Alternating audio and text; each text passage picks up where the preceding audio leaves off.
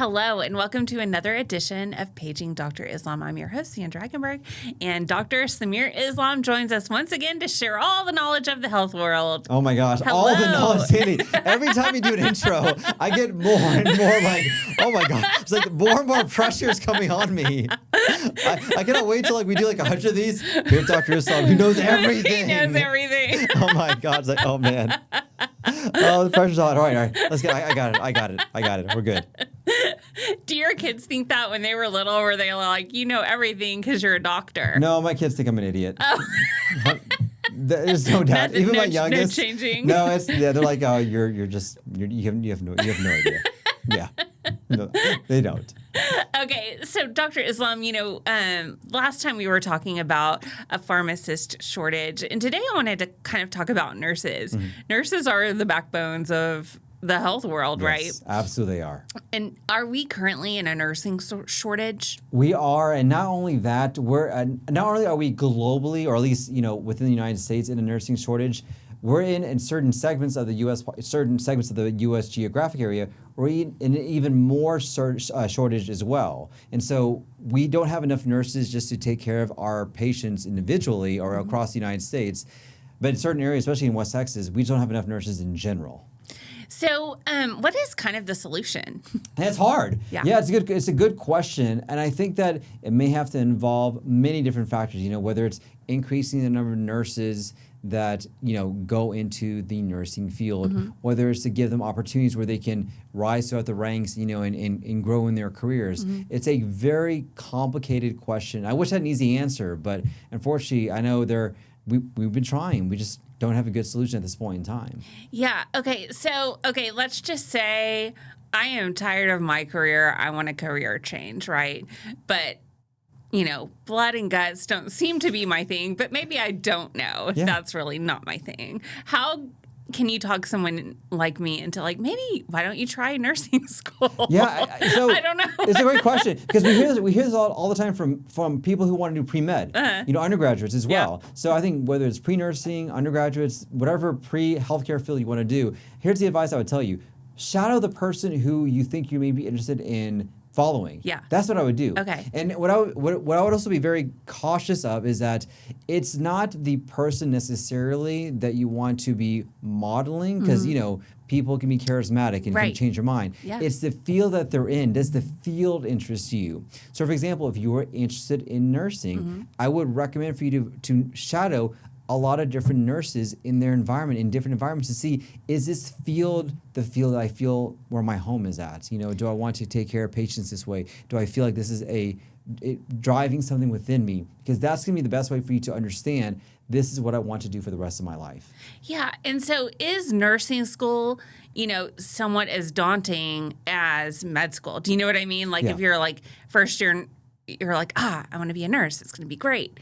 Can it be daunting? It certainly can be daunting, and there's certainly different requirements in art to be a doctor. Mm-hmm. And so it's not as long of a career, but at least with nursing, you get quicker exposure to nursing care than you would mm-hmm. as a physician. So you can know pretty early on what type of field you want to go into, which area you want to work in, and you get a lot of great exposure early on to see exactly where you can pivot your career once you're done with nursing school. And there's a lot of resources here where we live with South Plains College Nursing School, Texas Tech, and all those things, right? Oh, yeah, there's a ton. Mm-hmm. Yeah, we have a ton of resources here, a lot of places where you can shadow. We have a lot of great nursing care here in Lubbock. And so if you are interested in this, I would highly recommend you contact these different facilities, see if you can shadow. If you know friends who are nurses, contact them and see, hey, can I just follow you around to see if I want to do this for my career? And it's actually a really great career, right? Oh, it's fantastic. Yeah, you're helping people. You are the backbone for healthcare. I can tell you, I cannot do my job without my nurses, and every single doctor will say the exact same thing. Without our nurses, we don't have healthcare. It's very rewarding. You're taking care of patients. You're intimately involved in their care. It is a great field to be in.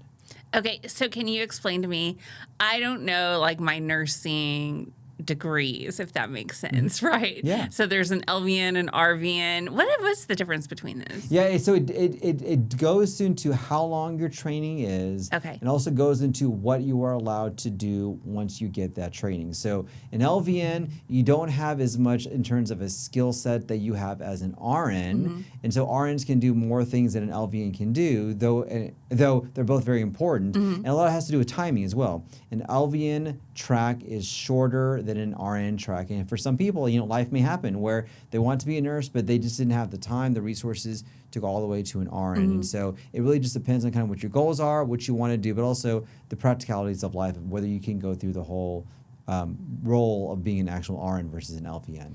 Okay, so is it kind of like in the doctor world too, where you're like, okay, I know I want to be a nurse, and I like to help doctors with broken bones. I don't know why that's always my go-to, but can you choose your field of where you want, of which types of patients you want to help? Yes, you can. Does that make sense? Yes, you can. And that's the great thing about nursing, is that you can absolutely change the field, and you don't need to do anything else in terms of other training for that. So for example, I'm a GI doctor. I can't go the next day and become an orthopedic surgeon. Right. I can't. I have to go through training for that. But you can be a nurse in the GI field, and then the next day say, all right, I think I want to try orthopedics. And then just go to an orthopedic clinic or orthopedic practice and do that. You obviously will get on-the-job training, but you don't need actual certification to switch fields. And that's the great thing about nursing, is that, maybe in one part of life you want to be in this particular field, but as you grow older, you have different priorities, and you may want to switch to something else. Very commonly done. That's incredible. So there's, like you said, a plethora of opportunities for nurses, and we need them. Yes, and I would recommend, if you are interested in nursing, Lubbock is a great place to be able to get that exposure, get the training, and get great nursing care. Okay, we'll be right back.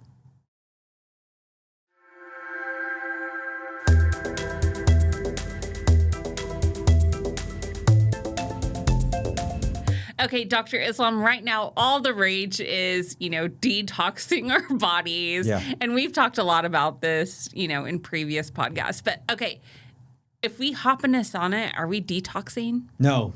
Straight up. Easy. Done. No, you're not. No, I'll tell you, there's a lot of hype about the sauna use, and there's a lot of people who are promoting sauna use. Yeah. And I think there are benefits for sauna use, for relaxation. It's nice just to not cool off, obviously kind of sweat things out, feel better. Yeah. There's no evidence you are actually detoxing yourself from this. And so if you're doing this to help out with toxicity, fine, okay, but there's no evidence for that. Yeah. And if you enjoy saunas, something you enjoy, it makes you feel good, and you just kind of enjoy the feeling, people feel rejuvenated from that, that's perfectly fine. Obviously just make sure, because you're in a hot place, you're going to get dehydrated. Right. There are a lot of serious complications that can occur with that. So, I just recently started going to a sauna after my workouts. I only spend about 10 minutes in there. Should we be like a specific time to be in a sauna? I think 10 minutes is great. And I think that's a good marker for when to be in the sauna, because the issue obviously with the sauna is that you're just sweating so much that you don't realize how much fluid you are losing, how much electrolytes you are losing. And it can become very, very dangerous. We've had patients die in a sauna because they got so weak, they felt so tired, they fell asleep or just couldn't get up. And that obviously that's something you want to avoid. So I think a 10-minute rule is a great rule to stand by. Okay, so on the other end of this, you've seen these cryo places. Yes. Listen, I am not tough enough for that, to just be very clear. Yes. But, you stand in this freezing, it's way below freezing. It's way below, yes. What does that do for us? It does nothing. It does nothing.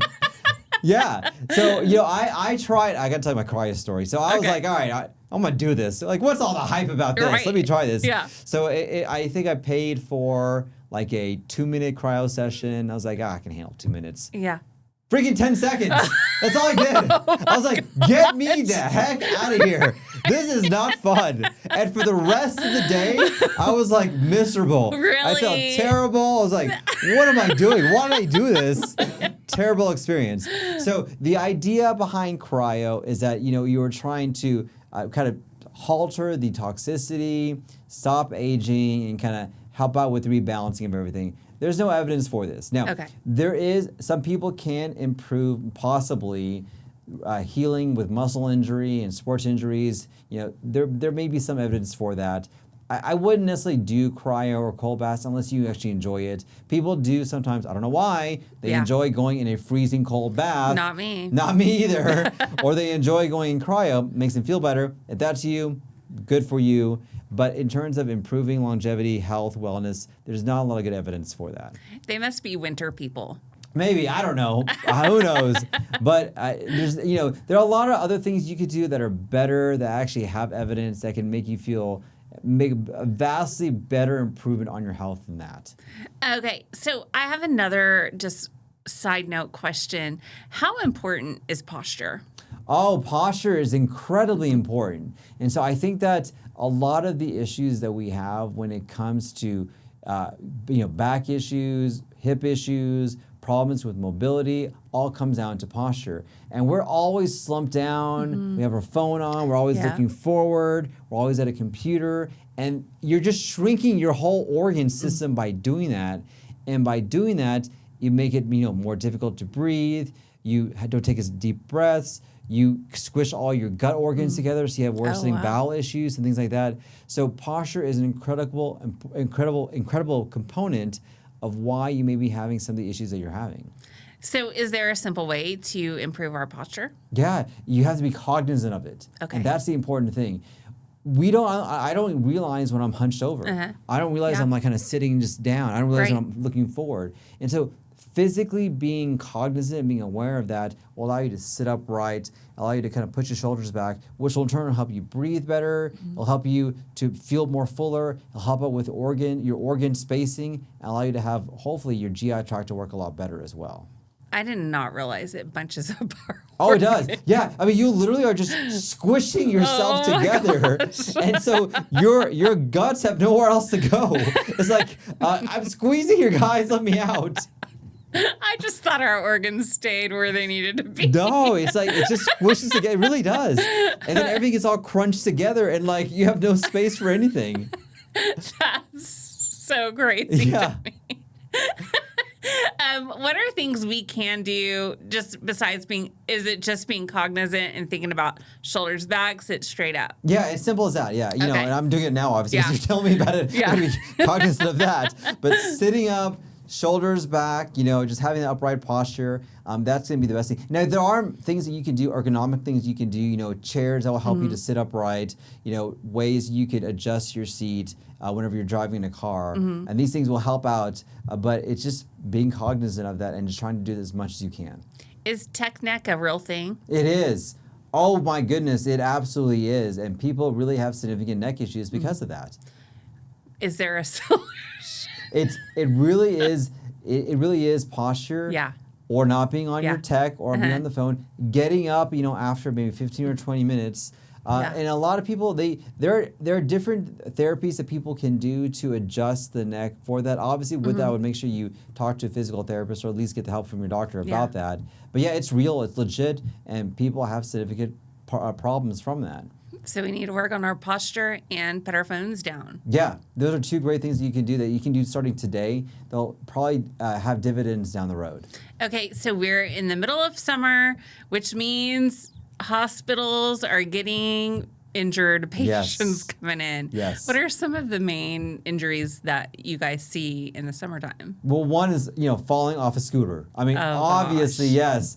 Everyone's on these scooters. Everyone's zipping around everywhere. Yeah, they seem fun. Oh, they look like fun until you fall off and like you break something. So it happens more often than not. And so that is probably the biggest things that we see is just injuries from things like that. Yeah. So just stay away from a scooter or if we put a helmet on, we're So obviously I would tell you, if you're on a device that's going 20 or 30 miles per hour, you're zipping through. Oh, they go that fast? They can go that fast, wow, yes. Yeah. And so just be careful about that. I would highly recommend them to wear a helmet. And I know it may seem goofy to do that, but I cannot tell you the number of head injuries that can occur from that, and how many concussions can occur, and how many people have actually died from a head injury from not having their helmet on when they're driving a scooter. Yeah. And so you may get a broken bone, you can heal from that. You may get a broken toe or a leg, you can heal from that. You cannot heal from a broken brain. It's so hard to do that. Yeah. So what is the treatment when, okay, so let's say I fall off my scooter, I get a concussion. What is the treatment for that? We don't have a lot of good treatment therapies. Unfortunately, right now, we just don't. Yeah. It literally is rest, time, recovery, and it is so hard because it's hard to know what type of head injury is going to cause lasting effects. Okay. Is it just going to be one? Is it just a small one? Is it a big one? We just don't know. And so I wish we had better therapies besides supportive care, the occasional Tylenol, rests for concussions, but we just don't have a lot of good treatments for that besides that. Yeah. So just be sure and wear your helmets if you're going to attempt anything dangerous. Yeah, absolutely. 100% should. There's nothing worse than having somebody come into the hospital for an injury that could have been prevented. Yeah. Protect your brains. Yes, your brains are important. Very we need important. them. Yes, very important. Are trampolines as dangerous as people say? Yes. Oh my goodness. Yes. There are so many broken bones, broken body parts that occur with trampolines. And so if you have a trampoline, I would recommend two things. Number one, if you can get one that they have some of these ground trampolines that you can be on. All right, those can work. But the best ones are the ones that have those coverings around the side, so it protects you from jumping off the trampoline and getting injured. Good. And so if you can get one of those, that'll probably be the best thing. Okay, so, for people who do break bones, I find, obviously, it's no surprise that I find broken bones fascinating because you can go to the doctor and they can, put your bone back, right? And it grows back together. Yes, it's incredible, and broken bone therapy has been around for ages. If you read some of the ancient histories, people did that. They just put the bones together, they put them in a cast, and they form together. Your body has an incredible way of trying to heal itself, and by putting those bones together in the right fashion, you can have your body do its job of healing up your bones. And is that the same way, that your body works after surgeries, any types of surgeries and stuff like that too? Yeah, absolutely. So, for example, if you get a cut on your finger, your body will help form a scar tissue so that cut gets healed up. It's the exact same thing. Your body, it's just an amazing mechanism of self-regulation and self-healing that is going on all the time. In fact, even if you eat something that you don't agree with, your body will get rid of it. And you may not even realize that because it's doing the job naturally. Wow, that's so cool. Yeah, it really is fascinating what your body can do. Yeah, that's so cool. Okay, we'll be right back.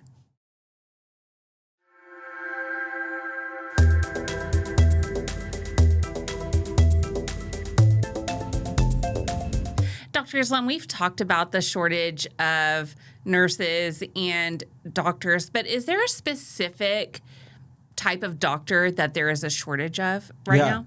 Yeah, primary care. We just do not have enough primary care physicians, healthcare providers in the United States, but also in West Texas specifically. We just don't. Why do you think that is? I think it's a combination of, being a primary care doctor it can be a very difficult job.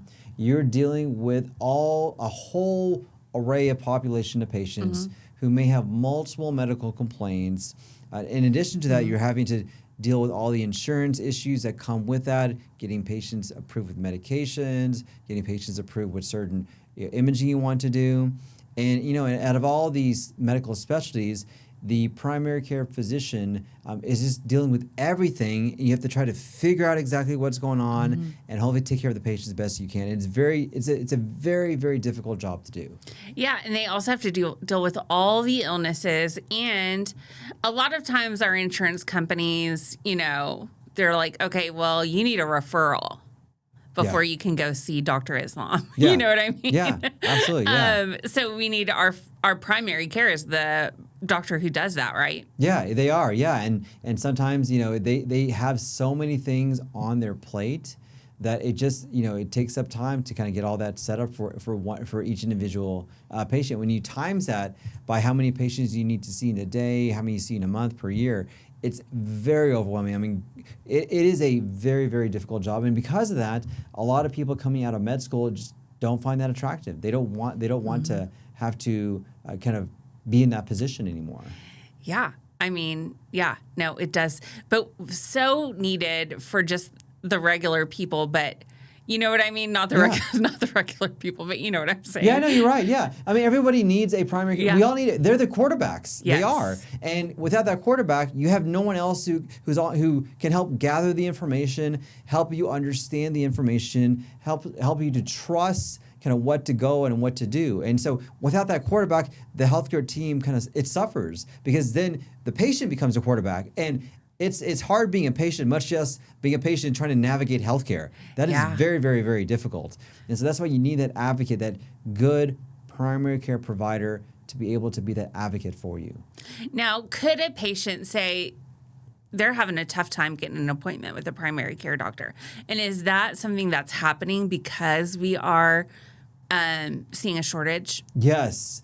And whenever somebody finds a good primary care doctor, everybody wants to see them. I mean, that's how it is. You want to go to the best. And because of that, it's only one person maybe. And it may take some time to get in that person. That, plus coupled with just not having enough primary care providers in general, makes the situation worse. Okay, so let's say that I can't get an appointment in because they're busy. Yeah. And even on a general, let's say I have strep throat. My primary care doctor's office is busy all the time. Yeah. Okay, but let's say I can't get an appointment, but I know my colonoscopy time is coming up. Yeah. And I need that referral. Could I just call like your office or another GI's office and be like, hey, like my primary care doctor is busy. Can I make an appointment? Is that something that's possible? You can, but here we go. We'll talk about the insurance game. Yeah. Because if you have a plan that needs a referral, your insurance will not pay for either the visit or a procedure if we need to get it done. Mm-hmm. That's the issue. It's something as simple as, they just won't pay. Yeah. Because some insurance plans require a PCP referral, and if that's not done in a timely manner, you got to pay out of pocket, which is crazy, but that's how it is. Oh, yeah, that's really crazy. So is there a specific time of year, time of day to make our annual appointments with our primary care doctors that may be helpful to them? That's a great question, because we know the busiest time for primary care doctors is the winter season. That's when all the illnesses are happening. That's when everyone's getting sick, with the flu is happening, and who knows what else. And so those are the extremely busy times. What are typically not the busy times are the summer times. People are on vacation, people are enjoying themselves, people are doing things that are not prone to cause them to to have to see a doctor. So I would suggest that the summertime may be the best time for you to kind of get your routine healthcare done. So you just get it over with, get it done, and you're able to see your doctor and get everything taken care of during that time. Yeah, that's really great. Okay, so I do have another question, and I hope it's not offensive. But let's say I make an appointment for my doctor at 10 in the morning, right? And so I think probably at your practice, you probably have appointments, and do you have walk-ins? Yeah, both. Okay. So I feel like you're in the mix of this. So I'm a patient. I make my appointment for 10 a.m. I walk in. The office is packed with people.